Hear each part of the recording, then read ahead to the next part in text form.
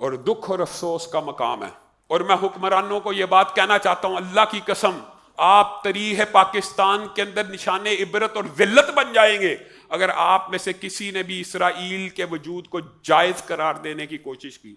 اور ہر وقت اسرائیل کے وجود کو جائز قرار دینے کی باتیں ہو رہی ہوتی.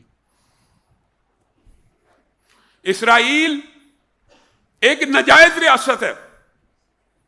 قائد اعظم محمد علی جناح نے کہا تھا امت مسلمہ کے سینے میں ایک خنجر ہے.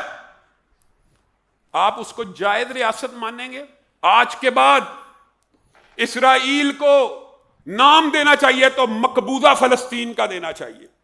ہم نے آج تک کشمیر کے اوپر انڈیا کا تسلط قبول کیا. کیا کہتے ہیں؟ مقبوضہ کشمیر.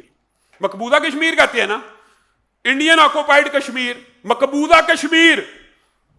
تو اسرائیل نہیں ہے بلکہ مقبوضہ فلسطین ہے. اس کو کبھی بھی جائز اور قانونی اور اخلاقی ریاست نہیں مانا جا سکتا. جو پاکستان کا حکمران، جو امت مسلمہ کا حکمران اس کو جائز، لیجیٹیمیٹ، قانونی، اخلاقی ریاست منوائے گا وہ نشان عبرت بن جائے گا. ہاں آپ غیر قانونی مانیے، غیر اخلاقی مانیے، بنی تو ہوئی ہے، لیکن اس کے وجود کو تو غیر اخلاقی اور غیر قانونی تسلیم کیجیے. آج ہم اتنے پست ہو گئے ہیں کہ ہمارے سامنے ڈھکے چھپے الفاظ میں ہمیں پیغام بھیجے جا رہے ہیں کہ دو ریاستی جو حل ہے یہ صلح حدیبیہ ہے. انا للہ و انا الیہ. اور صلح حدیبیہ وہی کے تابع ہو کے آئی ہے. آپ جو بد عملی کریں گے وہ صلح حدیبیہ ہے. اللہ معاف کرے، اللہ معاف کرے، اللہ معاف کرے، یہ الفاظ کہتے ہوئے دل کانپتا ہے. آپ نے صلح حدیبیہ کو کیا سمجھا؟ وہ اللہ کی وحی کے تابع ہو کے آئی ہے، وہ عظمت والا معاہدہ ہے، اور آپ ان ذلت والے معاہدوں کو سمجھتے ہیں کہ یہ صلح حدیبیہ ہے. اس ریاست کو غیر قانونی، غیر اخلاقی، غیر آئینی مان کے اپنی جد و جہد کا اعلان کر کے جو آپ عمل کریں امت اور قوم آپ کے پیچھے کھڑی ہوگی. لیکن آپ کہیں گے نہیں اس کو بھی جائز مان لیا جائے، اس کو بھی جائز. اگر اس کو جائز مانو گے نا تو پھر یہ بھی جائز ہو جائے گی. اس طرح کی باتیں کرتے ہیں. مسلمانوں کے ساتھ یہ جو کھیل ہے. شہباز شریف صاحب نے کل پاکستان کے عوام کے غم و غصے کو دیکھتے ہوئے ایک ٹویٹ کی ہے. حکمرانوں پہ تان و تشنیع یا طنز کرنا اہل حدیث کا منہج اور مسلک نہیں ہے، لیکن کلمہ حق کہنا اہل حدیث کا منہج اور مسلک ہے. شہباز شریف نے ٹویٹ کیا ہے یہ جی انسانیت کا جو قافلہ ہے اس کے جو شرکاء ہیں ان کی گرفتاری کے اوپر بڑا افسوس ہے اور میرا مطالبہ ہے.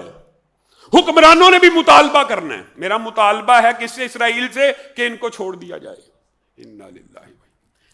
مطالبہ کرنا عوام کا کام ہوتا ہے، رعایا کا کام ہوتا ہے. ریاست کے خلاف گن نہ اٹھانے والوں کا کام ہوتا ہے کہ وہ ریاست کے اوپر دباؤ، پرامن احتجاج کے ذریعے دباؤ ڈالیں اور مطالبہ کریں. شہباز شریف صاحب آپ بھی مطالبہ ہی کر رہے ہیں. آپ کھل کے سامنے آئیں اور کہ ان کو چھوڑو ورنہ سنگین نتائج کو بھگتنا ہوگا. یہ بیان دینے سے قاصر ہیں. بیان دے رہے ہیں ہم مطالبہ کرتے ہیں. وہی کشمیر پہ احتجاج کی باری آئی، خان صاحب نے بھی کہا 2 منٹ خاموشیاں، میں بھی احتجاج کروں گا. حکمران بھی احتجاج کرتے ہیں. شہباز شریف صاحب کی باری آئی، میں بھی مطالبہ کرتا ہوں. پوری پاکستانی قوم مطالبہ کر رہی ہے مشتاق صاحب کو چھڑوانے کا، میں بھی مطالبہ کر رہا ہوں. آپ کا نام بھی تاریخ کے اندر بدترین الفاظ میں یاد کیا جائے گا اگر آپ نے اسرائیل کو ماننے کی اور اس کو جائز ریاست تسلیم کرنے کی کسی بھی کمپین کا ساتھ دیا یا خود حصہ بنے. اللہ کی قسم پاکستانی قوم آپ کو معاف نہیں کرے گی. ہاں ناجائز ریاست ہے، ایگزسٹ کرتی ہے، اس حقیقت کا ہمیں ادراک ہے، شعور ہے. لیکن میں اگر سوختہ ساما ہوں تو یہ روزے سیاہ خود دکھایا ہے میرے گھر کے چراغاں نے. مجھے وہ ہے، اگر ہے تو اس کے خلاف جد و جہد کرنی ہے کہ اس کو قبول کرنا. ہم 78 سال سے مقبوضہ کشمیر کو انڈیا کا حصہ نہیں مانتے، اور اس سٹرگل اور محنت میں پاکستان کی ریاست کا اور عوام کا کردار ہے. وہ کم از کم اس کردار کو ہی زندہ رکھو. تم لیجیٹیمیٹ کرنا چاہتے ہو اس کے قبضے کو، اس کے تسلط کو ماننا چاہتے ہو کہ 2 ریاستی حل اس طرح مان لیا جائے جیسے ٹرمپ صاحب نے کہا ہے، یہ نہیں مانا جائے گا۔ یہ امت مسلمہ کا کوئی فرد، کسی ملک کا کوئی شہری، کسی ملک کا کوئی باسی اسرائیل کو جائز ریاست ماننے کے لیے تیار نہیں۔ آپ تیار ہیں؟ بتائیے۔